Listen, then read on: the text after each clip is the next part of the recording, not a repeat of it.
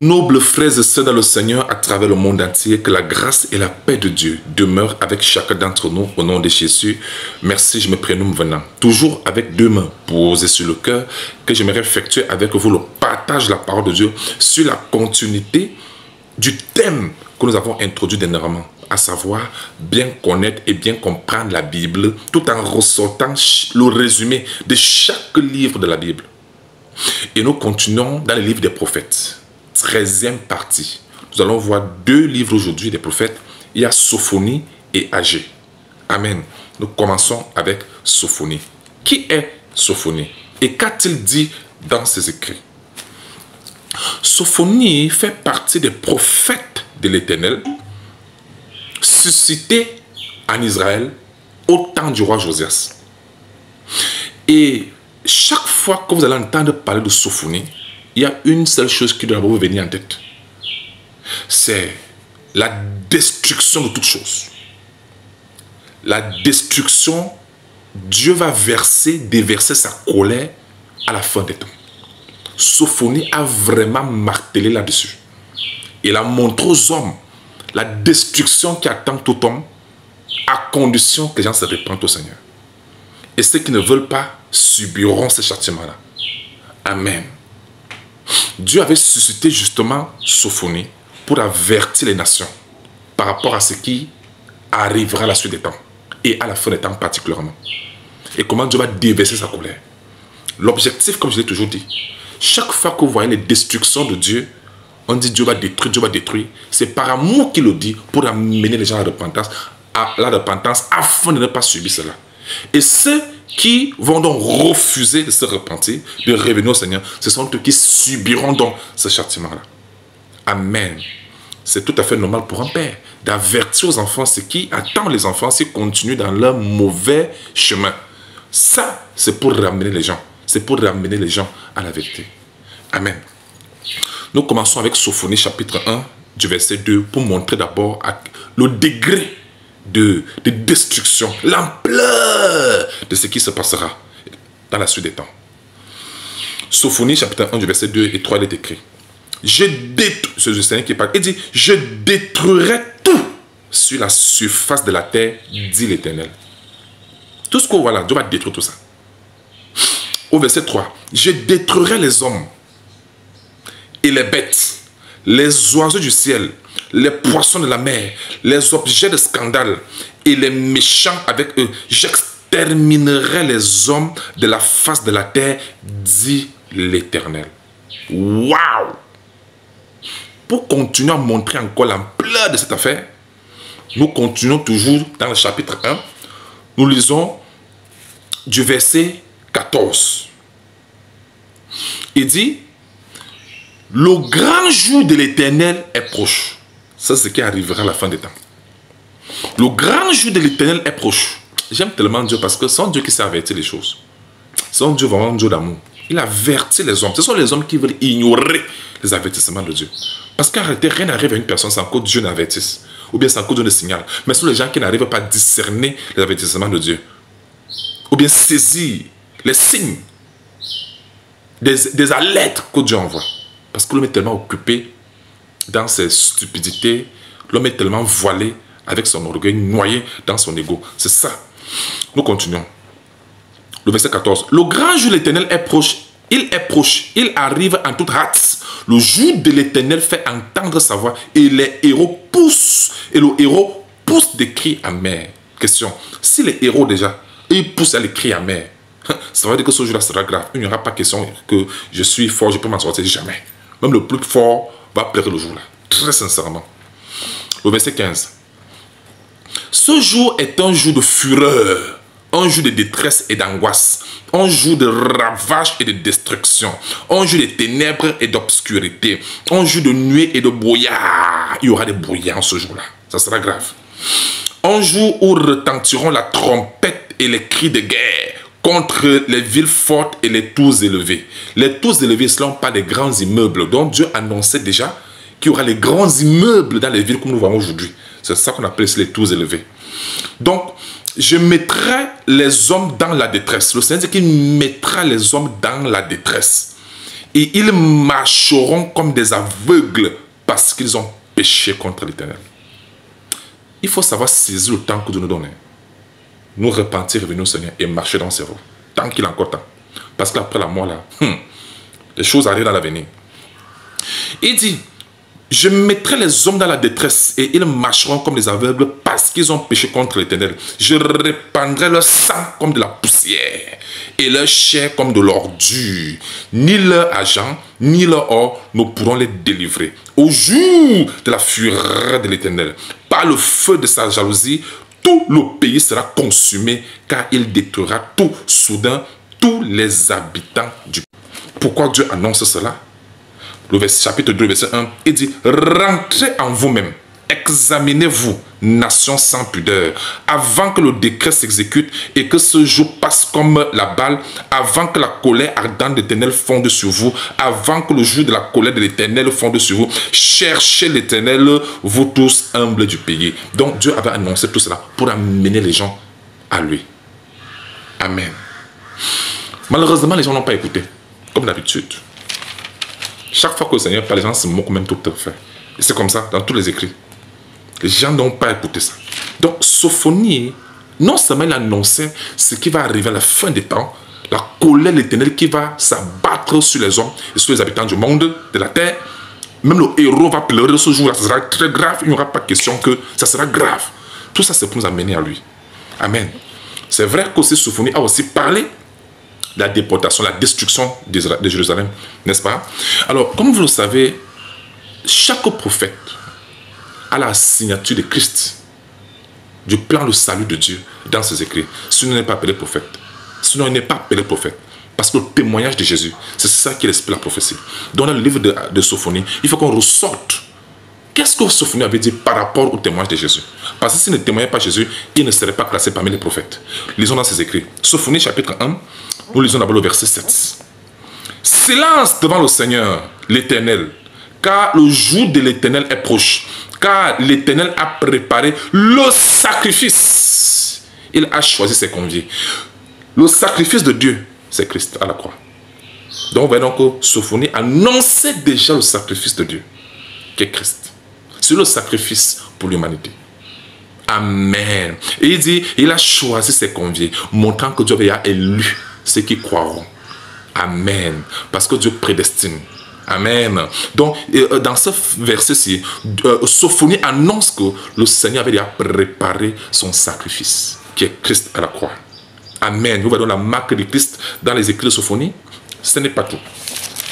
Toujours dans Sophonie, chapitre 3, nous allons lire, mes bien-aimés, du verset 15, bon, pour lire dans le contexte, lisons du verset 14, voyez-vous, jusqu'au verset 17, il est écrit. Pousse des cris de joie, fille de Sion. Pousse des cris d'allégresse, Israël. Régis-toi et triomphe de tout ton cœur, fille de Jérusalem. L'Éternel a détourné tes châtiments. Vous savez, ça c'est le pardon des péchés, parce que c'est quand Dieu nous pardonne les péchés qui détourne les châtiments. Donc, Sophonie annonçait à cela. Il a éloigné ton ennemi, le diable, ça le diable est vaincu, n'est-ce pas? Le roi d'Israël, il dit, l'Éternel est au milieu de toi. Tu n'as plus de malheur à éprouver. L'Éternel est au milieu de toi.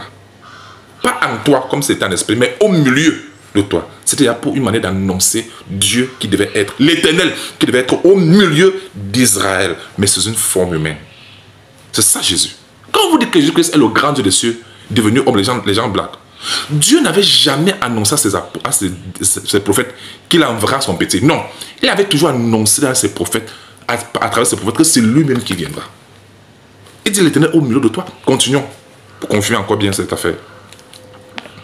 Le verset 16, il dit, en ce jour-là, donc il annonçait déjà le jour du sacrifice. Il dit, en ce jour-là, on dira à Jérusalem, ne crains rien, Sion, que tes mains ne s'affaiblissent pas. Il dit, l'Éternel ton Dieu est au milieu de toi. Donc en ce jour-là, parlant de la venue de Christ, il dit, on dira, l'Éternel ton Dieu est au milieu de toi. Pas en toi comme c'est un esprit.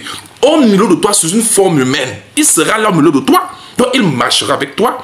Comme il avait dit que je serai au milieu d'eux, je marcherai avec eux. C'est ça? C'est ça. Donc, Sophonie voyait l'Éternel au milieu des enfants d'Israël. N'est-ce pas? Il dit, l'Éternel ton Dieu, on dirait en ce jour-là, l'Éternel ton Dieu est au milieu de toi, comme un héros qui sauve. Vous avez donc vu? Celui qui nous a sauvés, c'est Dieu qui nous a sauvés en la personne de Jésus. Dieu devenu homme pour sauver l'humanité. C'est ça la définition du terme fils de Dieu. C'est ça qu'on explique aux gens depuis, ils ne veulent pas comprendre. Voilà ça. Sophonie même savait que l'Éternel lui-même devait venir sur la terre en tant qu'un héros qui sauve. Voilà ça. Amen. Dieu n'avait jamais dit qu'il va envoyer son petit pour venir sauver l'humanité. Dieu n'a jamais dit ça. Il avait annoncé là, le prophète qui viendra lui-même. Voilà ça. Il dit que l'Éternel est au milieu de toi comme un héros qui sauve. Au milieu, ça veut dire qu'il est là. C'est pas qu'il habite dans les corps des gens pour pousser les gens à faire des choses. Il est là lui-même, il est là. Ça, c'était pour annoncer Christ. Amen. Amen. Donc, ça veut donc dire quoi? Tous les prophètes annonçaient déjà Christ au peuple, mais de manière voilée. Mais le peuple ne voulait pas écouter. Donc voilà donc Sophonie qui annonçait déjà à Israël que l'Éternel sera au milieu d'eux. Amen. Il est au milieu d'eux. En ce jour-là, on dirait qu'il est au milieu d'eux. Il est un héros qui sauve, montrant que le salut viendra de l'Éternel. C'était une manière d'annoncer Christ à leur génération, mais la génération n'a pas voulu écouter. Les enfants, les n'ont pas voulu écouter. Comme au jour d'aujourd'hui, parce qu'il y a vraiment vraiment rien de nouveau sur le soleil. Voilà ça. Amen. C'est ainsi donc que se referme l'histoire de Sophonie. Amen. Après avoir annoncé les malheurs de la part de l'Éternel, pour amener les gens à la repentance, il les a aussi parlé de Dieu qui devait être au milieu d'eux comme un héros qui sauve. Et qui pousse les cris de joie dans les grâces, sachant que le Seigneur lui-même viendra les sauver. Mais, est-ce qu'ils ont donc écouté? C'est ça la question. Nous passons donc au prochain livre, le livre d'Agé. Le livre d'Agé est un peu plus facile à comprendre parce que, ici, il faut savoir que les enfants d'Israël, parce qu'il faut comprendre le contexte, les enfants d'Israël vont aller en déportation à Babylone. Après le temps passé là-bas, Dieu va susciter le roi Darius pour que le roi Darius ramène encore les enfants d'Israël à Jérusalem, en Israël, pour rebâtir le temple qui avait été détruit par le roi Nebuchadnezzar. Parce que le temple éternel construit par Salomon, le temple éternel avait été détruit complètement par le roi Nebuchadnezzar. N'est-ce pas? Et maintenant, Dieu va demander au roi Darius de faire rentrer les enfants d'Israël pour rebâtir ce temple. Et les gens qui l'avaient mis en tête, il y avait d'abord Zorobabel. Entendu parler de Zorobabel? Zorobabel est dans le gouverneur de Juda. Le gouverneur de Juda, n'est-ce pas, accompagné du souverain sacrificateur qu'on appelle Josué. Le Josué-ci, n'est-ce pas? Le Josué-ci, ce n'est pas le Josué de Moïse qui a succédé à Moïse. Ça, c'est Josué, fils de Josadak. Ça, c'est Josué, notre Josué. N'est-ce pas? Donc, voilà donc les gens qui étaient en tête pour rebâtir le temple de l'Éternel qui avait été détruit par le roi de Nebuchadnezzar autrefois, dans les temps anciens. Alors, pour donc les encourager à rebâtir ce temple, n'est-ce pas? Parce que tant que ce temple n'était pas bâti, mes bien-aimés, rien ne pouvait donner en Israël dans ce temps-là. Rien ne pouvait donner. Tout ce qu'il faisait, ça ne donnait pas. Dieu souffrait sur tout ça. Parce qu'il voulait que son temple soit rebâti. Et c'est alors en ce temps-là que Dieu donc suscite, envoie donc Agé, le prophète Agé, pour les encourager à rebâtir le temple éternel qui avait été détruit autrefois. Amen. Ce que vous devez donc noter ici, c'est que Agé est tout simplement ce prophète qui motivait, qui encourageait Zorobabel et Josué, fils de Josadak, à reconstruire le temple éternel et ne pas regarder aux épreuves, parce que vous savez que chaque fois que vous faites ce qui est bien, il y aura toujours des tentations. Ne pas regarder les attaques qui subissaient, les épreuves de gauche à droite, mais de toujours rester vaillant jusqu'à accomplir, réaliser ou alors bâtir ce temple que l'Éternel demandait. Amen. Alors, ce que vous devez donc noter, c'est que dans les écrits d'Agé, Agé avait dit quelque chose de très pertinent que Jésus lui va reprendre plus tard. Voici ce qu'il dit. Agé chapitre 2, nous allons prendre du verset 6. Car ainsi parle l'Éternel des armées, encore un peu de temps, et je branlerai les cieux. Toujours pas du temps, Quel temps? On parle du temps messianique. On parle du temps où Christ est venu sur la terre. Il dit, je branlerai les cieux et la terre, la mer et le sec. Je branlerai toutes les nations, les trésors De toutes les nations viendront et je remplirai la gloire de cette maison, dit l'Éternel des armées. L'argent est à moi et l'or est à moi, dit l'Éternel des armées. La gloire de cette dernière maison sera plus grande que celle de la première, dit l'Éternel des armées, et c'est en ce lieu que je donnerai la paix, dit l'Éternel des armées. Chaque fois que vous voyez la paix, quand Dieu parle de la paix, il parle de Christ. Parce que c'est Christ qui est notre paix. Éphésiens 2,14. Christ est notre paix. Donc, ce que j'aimerais vous faire comprendre clairement, c'est quoi? C'est que à chaque fois, parce que vous savez, pour qu'un prophète soit appelé prophète, il faut qu'il parle de Christ. S'il ne témoigne pas Christ dans ses écrits, il n'est pas appelé prophète. Regardez comment Aja donc parlait de Christ, parlant du temple. Regardez. La maison, si vous voulez, la maison ou le temple, c'est la même chose. Regardez. Chaque fois que l'Ancien Testament, vous allez voir le terme temple, on fait référence ici au corps de Christ. Jésus même l'a dit dans Jean 2, il a dit, détruisez ce temple. Dans le temple, l'Ancien Testament, c'était le temple 4 murs, qui était l'ombre des choses à venir, qui était une préfiguration du véritable temple qui est le corps de Christ. Jésus a parlé de ce temple. Maintenant, le temple, l'Ancien Testament, avait été réellement détruit. Pas le roi de Nebuchadnezzar. Détruit. La destruction de ce temple physique, le temple 4 murs là, montrait la destruction du corps de Christ, c'est-à-dire sa mort. Lui-même, il a dit, détruisez ce temple, parlant de son corps, parlant de sa mort. Donc la destruction du temple de l'Ancien Testament marquait déjà la destruction du corps de Christ, c'est-à-dire sa mort. C'est bon? Et la reconstruction du temple de l'Ancien Testament, les 4 murs, était une préfiguration pour marquer quoi? La résurrection du corps de Christ. Donc, détruire le temple et le rebâtir, cela symbolisait la mort de Christ et sa résurrection. La destruction du temple qui est le corps de Christ et la résurrection du corps de Christ. Quand il dit que la gloire de cette dernière maison sera plus grande que celle de la première, ça veut dire que justement que quand Christ est mort et qu'elle est ressuscité avec une grande gloire, la gloire là était plus grande que celle de la première maison, avant que Christ ne meure. Parce que Christ est devenu nous. Il a pris notre place. Il a détruit ça à la croix. Et à sa résurrection, il est resté avec une grande gloire. Amen. C'est ça que j'ai dit, la gloire de cette dernière maison sera plus grande que celle de la première. Ça veut dire que c'est la première qui a été détruite là, avec une gloire, mais cette gloire est petite. Mais maintenant la reconstruction, c'est-à-dire la résurrection de Jésus-Christ, du temple, la résurrection du temple entre les morts, il y aura une grande gloire. Amen. Mais bien aimé, ça c'était une manière prophétique d'annoncer Jésus.